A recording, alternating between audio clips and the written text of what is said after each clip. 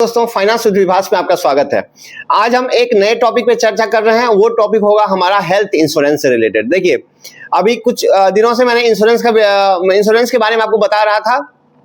तो आज ये जो है वो हेल्थ इंश्योरेंस क्या होता है, हेल्थ इंश्योरेंस कैसे होता है, किन किन लोगों का किया जाता है, कौन करा सकता है, इस पे कितनी प्रीमियम आएगा, वो सारे डिटेल्स हम इस वीडियो में आपको कवर करने वाले हैं।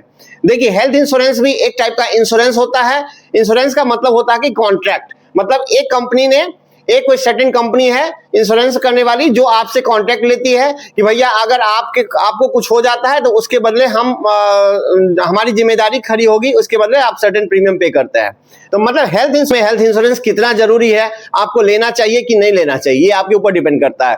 देखिए, अगर किसी भी चीज की इंश्योरेंस होती है तो आपको ये समझना चाहिए कि आपका जो हेल्थ है वो सबसे बड़ी धन है। कहने का मतलब है कि हेल्थ इज वेल्थ। एक पुरानी कहावत है कि जो आपका जो स्वास्थ्य है वही आपके लिए सारा संपत्ति है, वही आपकी संपत्ति है।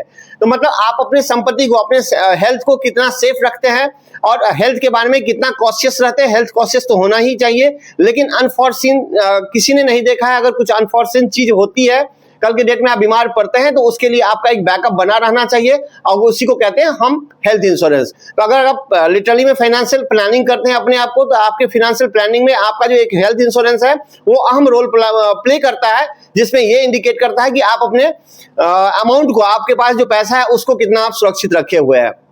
देखिए, हेल्थ इंश्योरेंस क्या होता है आप समझ गए होंगे।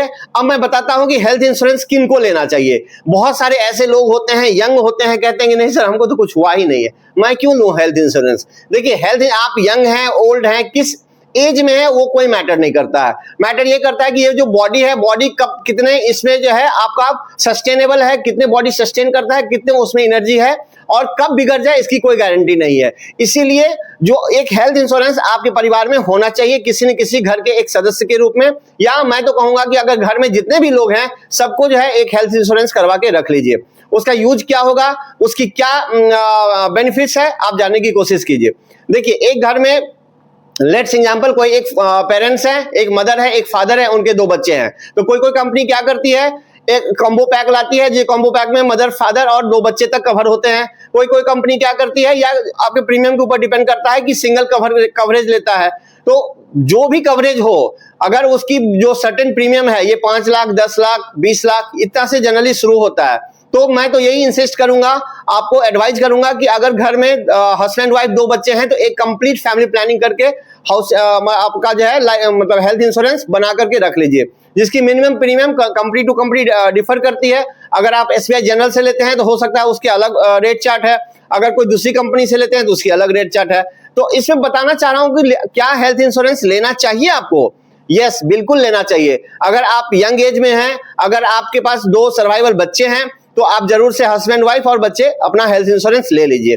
अब हम बताते हैं कि इसमें हेल्थ इंश्योरेंस में कौन कौन लोग आ सकते हैं और इसकी कितनी एज होनी चाहिए, क्या क्राइटेरिया है लेने के लिए। तो सबसे जो पहला क्राइटेरिया इसमें है कि कोई भी अगर मेजर हैं जो 18 साल से ऊपर हैं और 65 साल तक के आदमी हैं, तो वो अपना हेल्थ इंश्योरेंस करवा सकते हैं।